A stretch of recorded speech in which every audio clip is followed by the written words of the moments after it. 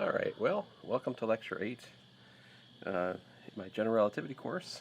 Today we're talking about Maxwell's equations and also energy and momentum, loosely following, well, probably pretty closely following sections 1.8 and 1.9 of Carroll, that is Sean Carroll's Space-Time and Geometry. So let's get into it. So just a bit of history, of course. Maxwell added a term to the equations governing electric and magnetic fields back around 1860, and ultimately that term he added, as we sometimes call it, Maxwell's correction to Ampere's law, ultimately implied understanding light as electromagnetic wave. And now, when Maxwell wrote these equations, they didn't look anything like the ones I'm about to write. As I understand it, he had like 20 different partial differential equations. The vector formalism wasn't really popular or perhaps even known at that point. And I mean, up until about the turn of the century, up until about 1900 or so, I think the dominant formalism was quaternions for vectors. That's where our IJK notation comes from and such. And then Heaviside and Gibbs and a few others popularized the notation that we typically use in engineering and science today, which is the vector formalism, right? So Maxwell's equations, and I should also mention, typically, if you look at other books, you'll see that Maxwell's equations have mu naught and epsilon naught. And it's the standard practice to write Maxwell's equations in the vacuum. I mean, should we understand that, by the way, here's a standard book I learned out of, Introduction to Electrodynamics, 3rd edition by David J. Griffiths. I think this thing is in 4th edition now, but I'm sure there are better books. But here's what Maxwell's equations looks like in his book, at the back cover. You notice the appearance of this 1 over the permittivity of free space, and down here, here's the permeability and the permittivity and the permeability on the right here is that Maxwell's correction to Ampere's law. So what Maxwell actually wrote down, I don't know for sure. I mean, you could buy his book. I think it's at Dover for a couple bucks, and I'm sure in there you can find these 20 equations. But originally the equations, I think maybe they weren't in a vacuum. They were also involving matter. So in matter, you can look at this. You look at something called the displacement, I think it's called, and that's related, or the dielectric, I should say, and that's related to the it's related to the electric field through various constituency relations, I think, if I remember right. I could be wrong. Anyway, so for special cases, there's some nice relations between the electric field and these things, but anyway, I shut up. So my point to you is simply that this is a very bare bones version of Maxwell's equations, where we're not even taking, well, I mean, he says he works in units where c is equal to 1, right? So that's basically licensed to ignore the permittivity and permeability in these equations. Fine. So these are, I would call these the inhomogeneous Maxwell's equations. The first one is Ampere's law with Maxwell's correction. The second one is Gauss's law. This right here is usually called Faraday's law, and that's the no magnetic monopoles equation.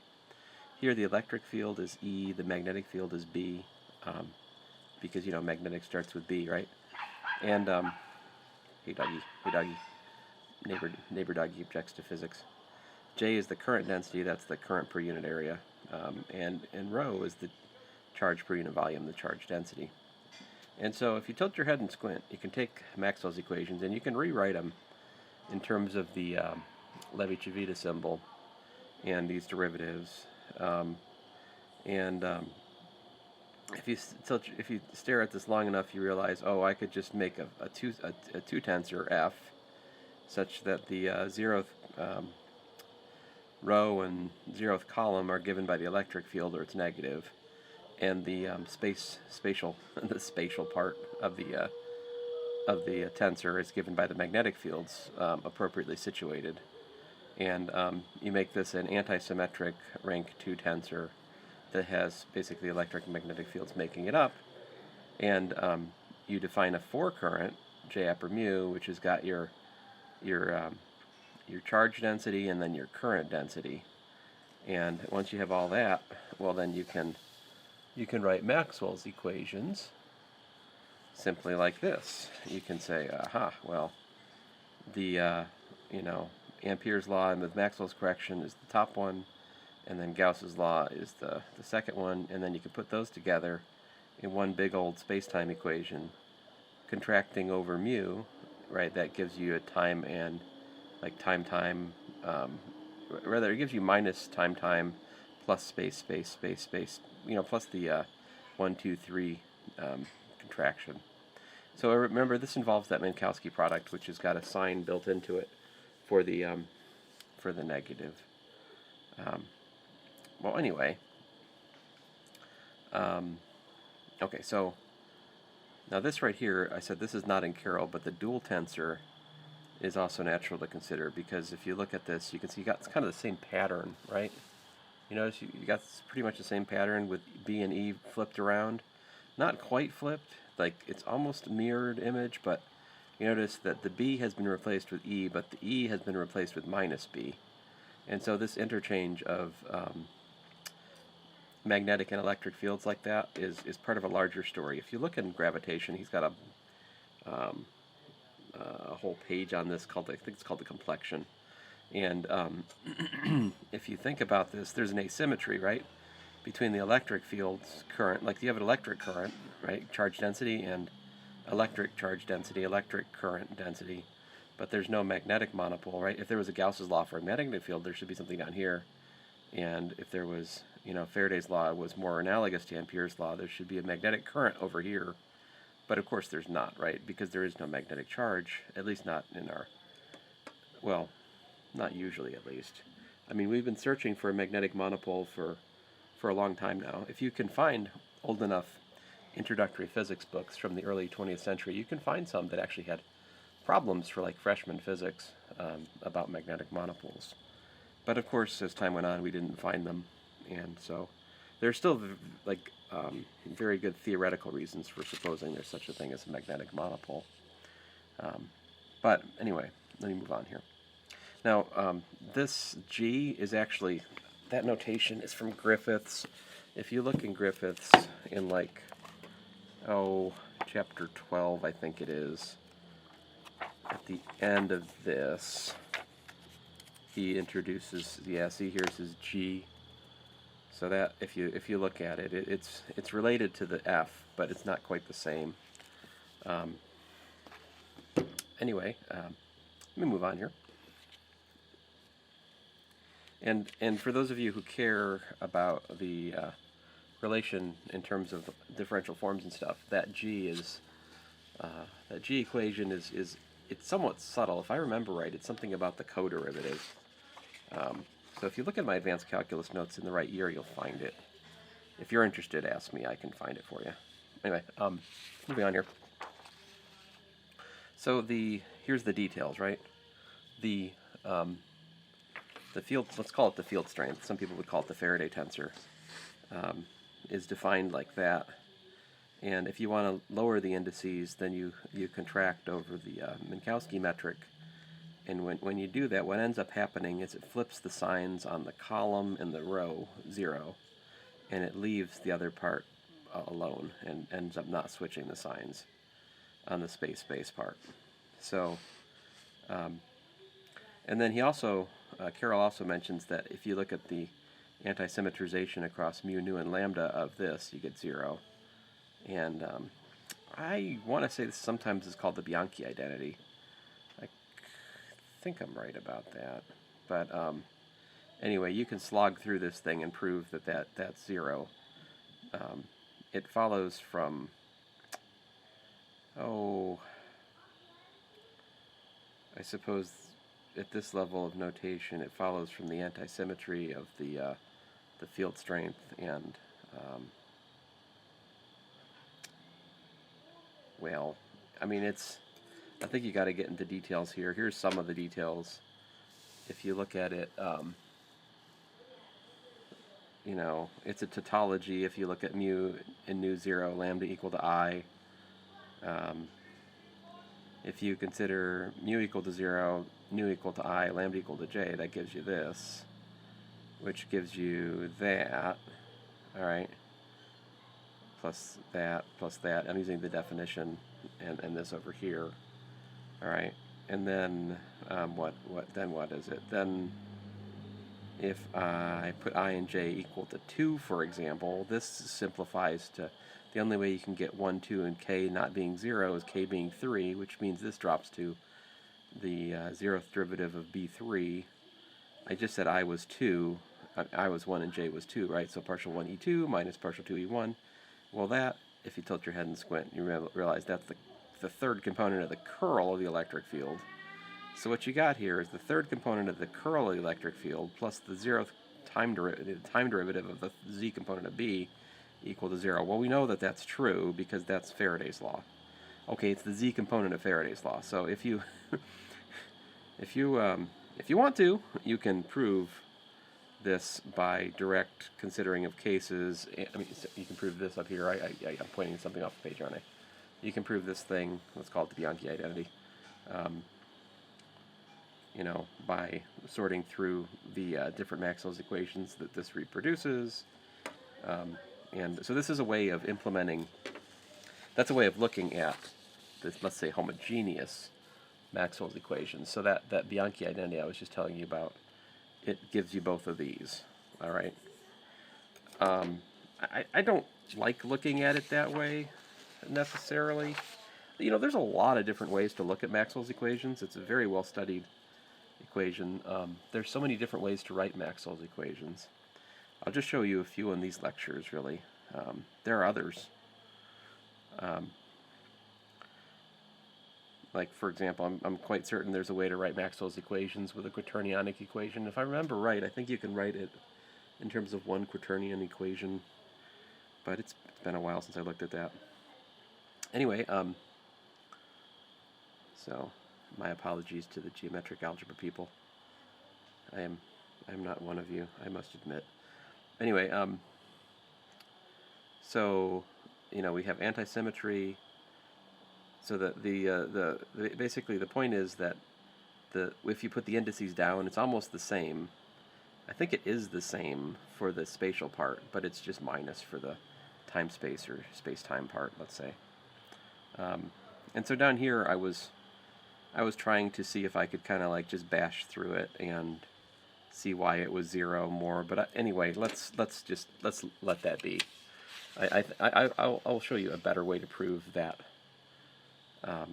that identity in a bit. Actually, a future lecture. It's going to be a while until I come back to that. So my apologies if I'm being a little vague there. So let's get then to energy and momentum. All right, so from particles to the stretched energy tensor. So we talked about a lot of this in the previous lecture in more depth, right? The 4-vector idea. So here's just a quick review. We can talk about the world line of a massive particle parameterized by the proper time. That differentiated with respect to the proper time gives us 4 velocity. Multiply that by the rest mass, you get the 4 momentum. The invariant square, let's say, of the 4 velocity with itself is -1. Or you get minus c squared if you're working with c not equal to 1. The square of the 4 momentum gives you minus m squared. Since we've got c equals to 1 here, we can define the 4 force as the proper time derivative of the 4 velocity. You have this is the Lorentz force law and Coulomb's law, I suppose, and this generalizes, Carroll says, to the contraction of the 4 velocity with the field tensor, where you've lowered one of the indices and left the other one up. So it's kind of funky, but there it is. I haven't really dived into that,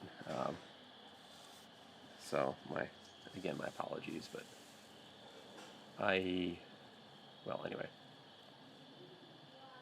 we got a lot of things to say, so I gotta go a little bit more shallow on some things here. So, so extended systems of many particles can be described as a fluid, all right? And pretty much, if you want to understand how general relativity interacts with, regular relativity, then you want something like this idea. Well, fluid maybe, but also, yeah, a fluid, sure, but I think that this mathematics also kind of extends to solid bodies. Eh. So, I mean, how you can describe the Earth or the Sun or something, right? It's not a point mass. It's a conglomeration of a bunch of masses put together, right? How do you describe that sort of thing? And so, with this sort of thing is what you do. You use what's called the energy momentum tensor. It's a symmetric 2-0 tensor. You can think of, well, he says that the definition of T mu nu is the flux of the force momentum P mu across the surface of constant x nu. Okay, great. Here's some, just to break it down. T00 is the flux of the zeroth component of the force momentum in the x0 direction. In other words, it is the rest frame energy density. T0I is equal to Ti0. This is the momentum density. Let's see here. Tij is equal to Tji, of course. This gives you forces between neighboring fluid elements. That's what we call stress. In other words, well, particular examples would be Tii, like the diagonal components have to do with pressure. Tij for I not equal to j gives you like shearing forces. Listen, if you're not comfortable with this, welcome to the club. Like, I never had the luxury of having a course in fluid mechanics, so all of this always seems a little bit hocus pocus to me, to be honest with you. I think to really more deeply understand this, you need a course in fluid mechanics where you can kind of just sit and, well, marinate in it, let's say. But we're going to make do with what we have here. So we're really, we will need these stress energy tensors to understand how general relativity reduces to like regular physics. So it's we can't skip this. This is like important. All right. Anyway, let's go on here. So an important example is that of dust. So a dust is a collection of particles at rest with respect to each other. So if you think about that, the force momentum should be constant as you range over the dust, right? So like if it's all at rest with each other, if you find the force velocity, I said force momentum, I meant force velocity should be constant as x ranges over the dust. You can define the number flux force vector. It's a mouthful. Here little n is the number density of particles measured in the rest frame. And since the force velocity is gamma uc, gamma uu in the rest frame, we have u equal to 0, gamma equal to 1, c equals to 1, Carol, right? So notice that the zeroth component of the number flux force vector is literally the number density in the rest frame. And so if you look at it, we have n0, the number measured in another frame would give the number density in that frame, right? And n upper I would measure the flux of particles in the I direction. Because if you look at it, it's like the number, it's the number density times the velocity of particles in that direction. So it's the flux is it's gonna give you, right? If you got like, 30 particles per cubic meter, and you're in the x direction going 1 meter per second, well then you got 30 particles per second flowing in the x direction, right? Something like that. Let's see here. Moving up here. So if we assume all the particles have mass m, then rho, the energy density, would be m times n. That's the rest frame energy density, energy per unit volume, I believe. Or is it per unit time? He uses density, and I almost think it's a time rate of change here.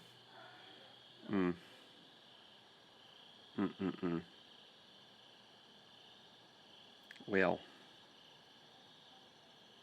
in any event, we have the force momentum and the number vectors. These are vectors in the rest frame.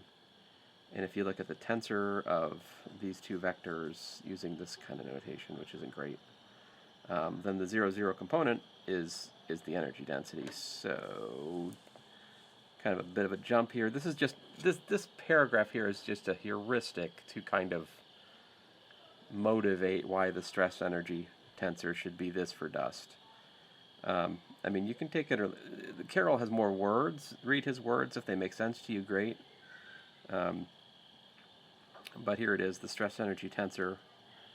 It's basically just the product of the form momentum and the number flux for vector, which if you break it back down in terms of the mass and the number density, it's mn product of the four velocities, which is really just the energy density times the four velocities.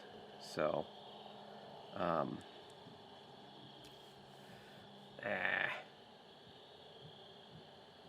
see, if we were being more sticklers with units in the traditional sense, I'd have a better shot of telling you what rho was for sure. But like he's got everything set equal to 1, so I'm my usual spider senses in terms of dimensional analysis are a little bit thin here because of the conventions used, and honestly. But I think this would be, well, it says it's the energy density, so let's just take it at that. All right. So that's for dust. So let's see here if I have, well, we can say more about that because this is actually a special case of what comes next. Did I get it in frame? I think I did. Okay. So next up is perfect fluid. A perfect fluid has a constant, here's its definition, it has constant rest frame energy density rho and isotropic rest frame pressure P, all right? So that means that in its rest frame, this is what the stress energy tensor looks like. It's rho and then B, B, B, right? So if the pressure is all 0, that's dust. So dust is like, if you wrote it as a matrix, it's really, really boring in the rest frame. It's just like rho and then all zeros. Okay, now, but then the question is, what's the general form of the stress energy tensor for the fluid? Well, he's got some kind of naive arguments here. He's like, so if the dust is this, right? So maybe if we just put rho plus p for the, like our first try at the stress energy tensor for the perfect fluid, right? But the thing is, in the rest frame, that would give you this, which isn't what we want. So how do I get this from that? Well, I just subtract off, I think I do, let's see, how do I do it? If I want to get this from this, I need to subtract off p. Well, I need to subtract that p off, but I need to add them over here. Oh, but that's what eta mu nu looks like, right? It has a subtraction up here, but plus is down here. And so here it is. Here's the guess, right? So you do p plus rho plus p of the four velocity plus p times the Minkowski metric, right? And that, if you simplify this to the case that u is the rest frame, u equal to the rest frame. So in the rest frame, big U is just 1, zeros, 0, 0, 0. So this just reduces down to basically 0, except in the mu equals 0, nu equals 0 case, in which case you get, well, I'm not saying it right.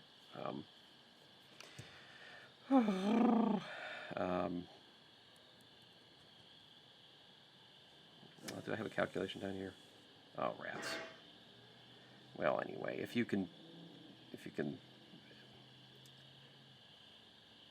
believe this and you add p times eta mu nu to that, you're going to cancel this p out in the 0, 0 term, and you're going to add a p in the 1, 1, 2, 2, and 3, 3 terms, which will get us back to this up there. All right, I'm not saying anything terribly interesting. Let me move on here. Anyway, the point is that that's the stress energy tensor for a perfect fluid, okay? And now for examples that you might get into later, to be more specific, you have to give us, an equation of state for the pressure as it relates to the density. So for dust, the pressure is just 0. For an isotropic gas of photons, the pressure is apparently 1/3 of the energy density, And in the case of vacuum energy, the pressure of the vacuum is minus the energy density of the vacuum. That's kind of exotic. But now the kind of physics where you'd study these things, I think, would be statistical thermodynamics. It's where you study equations of state and things like that. So if you haven't had that, that's probably why this seems like gibberish. But anyway, it's sufficient to say that if you describe the pressure as a function of density, that describes a particular case of the perfect fluid. There's not just one perfect fluid, there's like lots of different perfect fluids. You give different equations of states, you get different kinds of perfect fluids, okay? So, yeah. And then, last but not least, we have conservation laws. And so there's a conservation law for the stress energy tensor in particular.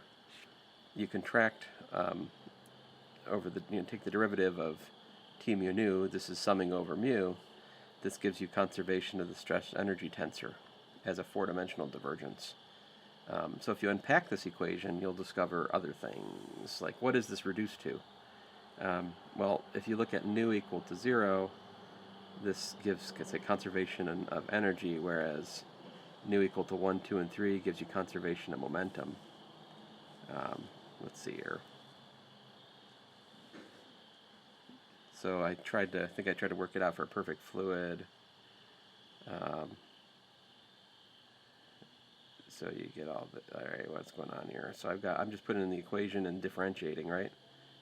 And when I differentiated, I was thinking that the p and the rho were just constants, but they're not here. P and rho are functions of space-time, generally. So I got derivatives of the momentum, and the pressure and the density.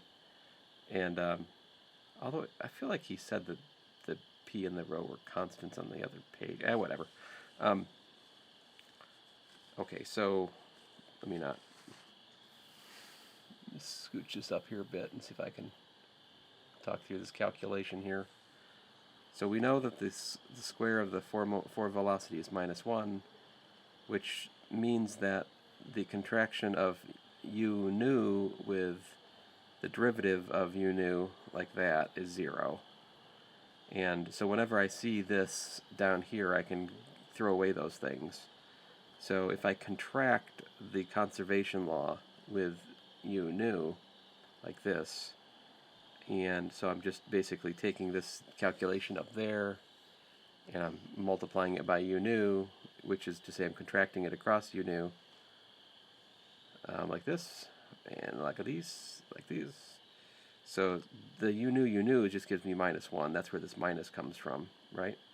Then down here, again I get a u nu, which is give me -1.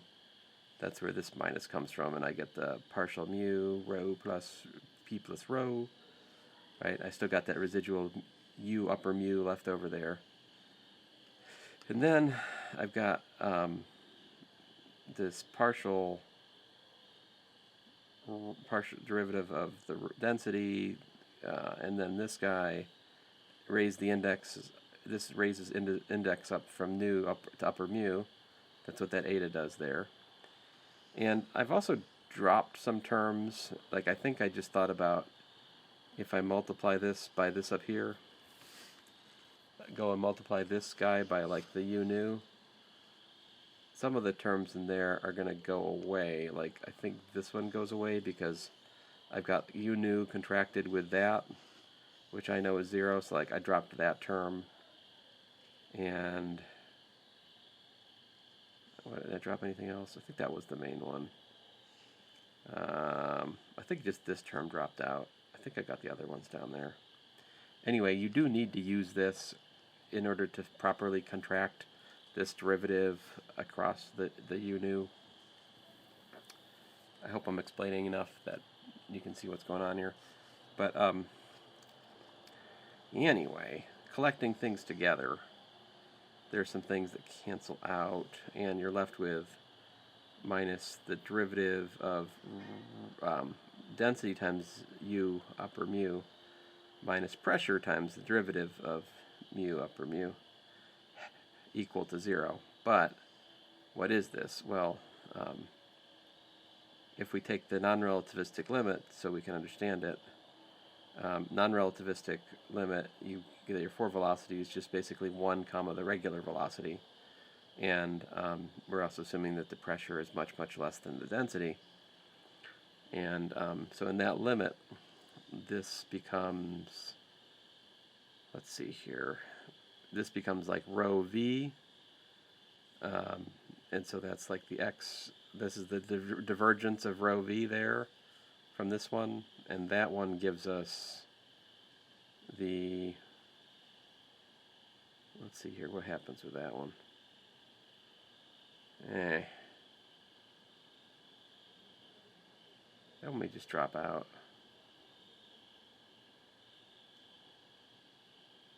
I think that's just gone. I think this is the time derivative.